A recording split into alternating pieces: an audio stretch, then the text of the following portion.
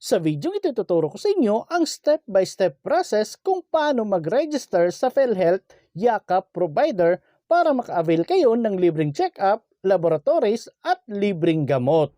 Kaya tara, samahan niyo ko at panoorin natin ang video na to. Pero bago yan, sa mga hindi pa nakasubscribe sa akin, kayo na ang bahala. So para magawa yan, punta lang tayo sa Google Play Store ng ating mga cellphone. At dito i-type lang natin ang eGovPH. So ito po.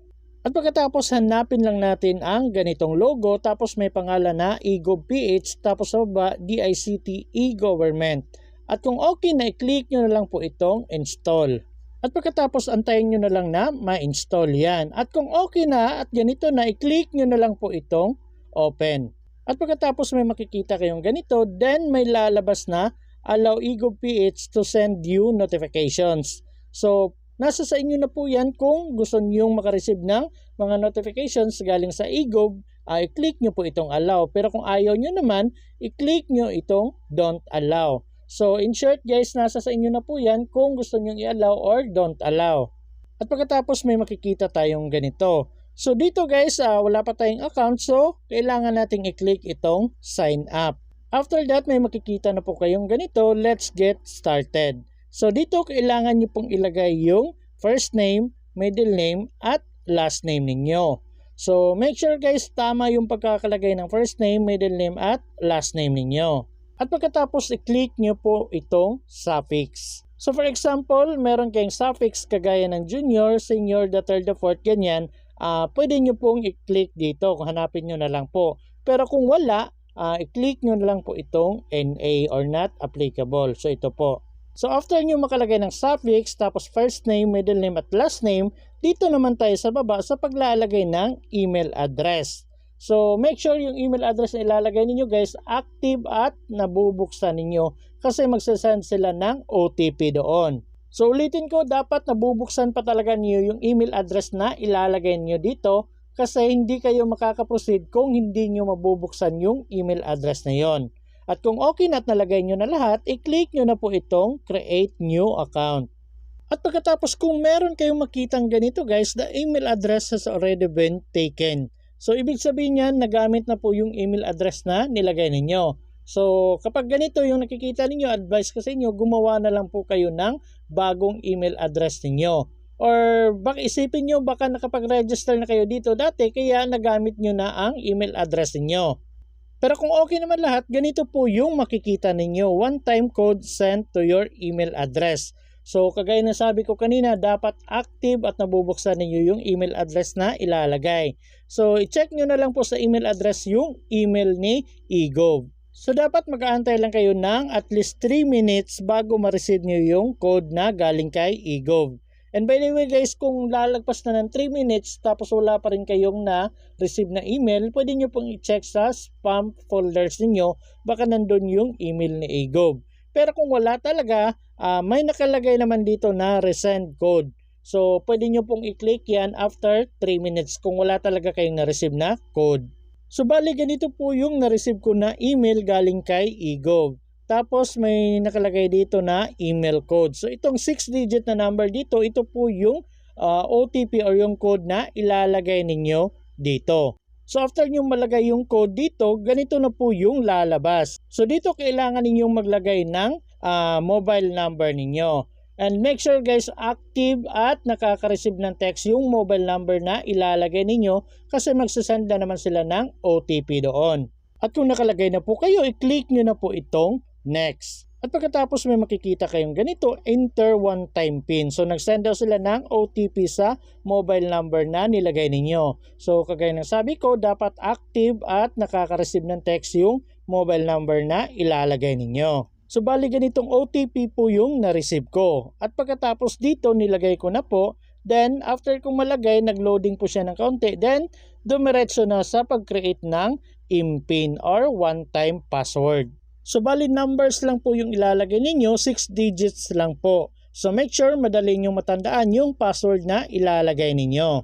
At kung okay na at nalagay nyo na, i-click nyo na po itong next. At pagkatapos dito naman tayo sa pangalawa, so kailangan yung i-re-enter yung IMPIN na ginawa ninyo. So kung okay naman, dapat magkatulad talaga yung pagkakalagay at may makikita kayong impin matches. So ganito po. So kung okay na, scroll down nyo na po at dito sa baba, i-click nyo na po itong next. So bali, antayin nyo na lang, maglo-loading yan ng kaunti, then may makikita kayong ganito na congratulations. So bali, successful na daw yung pag-create ninyo ng account. At pagkatapos makakapasok na po tayo sa ating eGov account. Pero hindi pa po dyan natatapos kasi kailangan pa nating i-verify ang ating account. So dito sa baba may makikita po tayong verify now. So i-click lang natin ito. So dito kailangan nyo pong fill upan lahat ng mga personal information na kinakailangan nila. So fill upan nyo lahat, pero kung meron kayong national ID, pwede nyo pong i-click itong scan Philsys QR. So madadirect po kayo sa pag-scan ng inyong national ID. So after nyo ma-scan yan, automatic na pong lalabas yung mga personal information na kinakailangan nila dito. Pero kung hindi nyo na-fill upan lahat or hindi kayo nakapag-scan, kailangan nyo fill upan lahat ng mga information na kailangan dito. At kung okay na lahat at na-fill upan nyo na, i-click nyo na po itong next. At pagkatapos mapupunta kayo dito sa pag-fill up ng current address. So dito kailangan nyo fill upan at ilagay nyo yung country, state or province, city and municipality at yung barangay. At pagkatapos dito ilagay nyo po yung house number kung meron, street name. So kung ano yung meron sa address niyo, yun po yung ilalagay ninyo dito. Tapos dito sa address line to, optional lang po to, pwede kayo maglagay, pwede rin pong hindi. Tapos dito sa postal code, kung hindi nyo pa alam yung postal code niyo, pwede rin pong hindi maglagay kasi optional lang naman. At kung okay na lahat at wala namang problema, i-click nyo na po itong next. At pagkatapos mapupunta na tayo dito sa pag-confirm ng ating mga information. So dito makikita natin yung personal details tapos yung current address natin.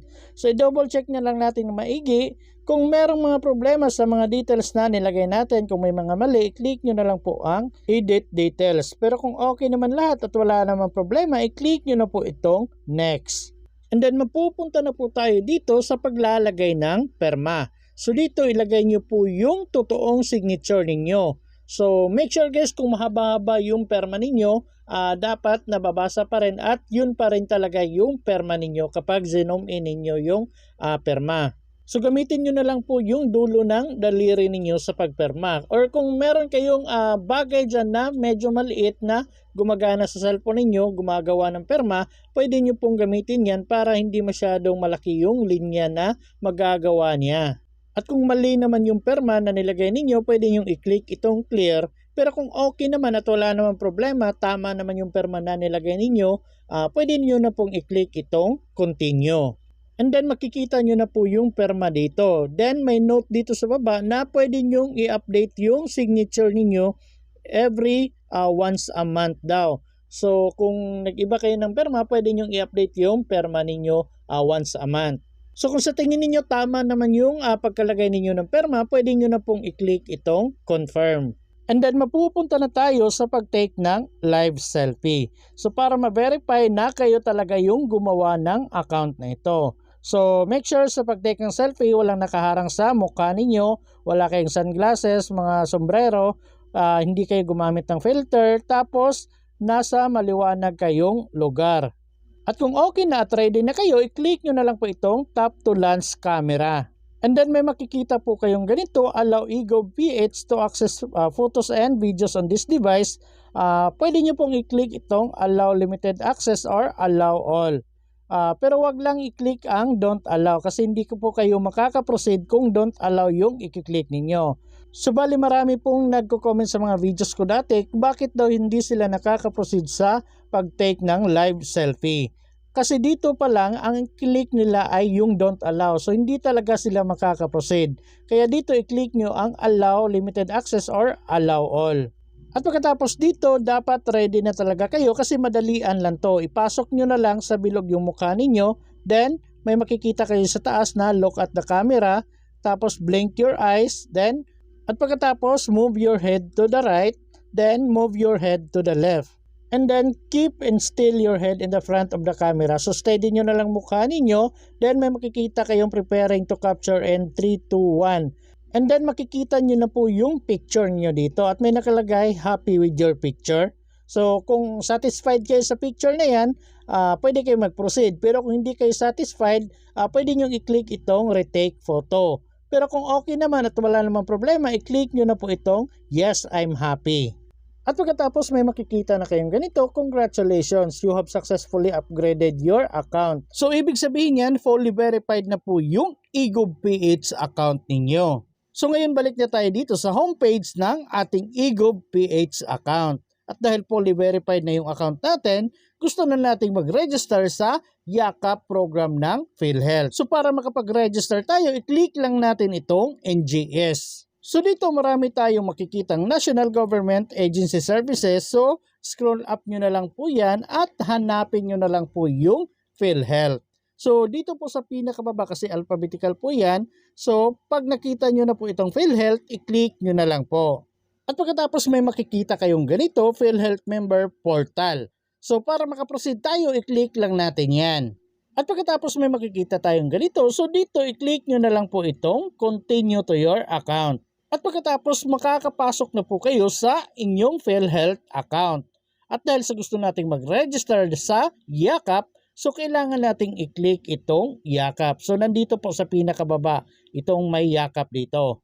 At pagkatapos kung ganito na yung nakikita ninyo, wala pang nakalagay na Yakap provider, so kailangan nating mag-register ng Yakap provider. So para makapag-register, i-click lang natin itong Add Yakap provider. At pagkatapos may makikita tayong ganito dito sa baba.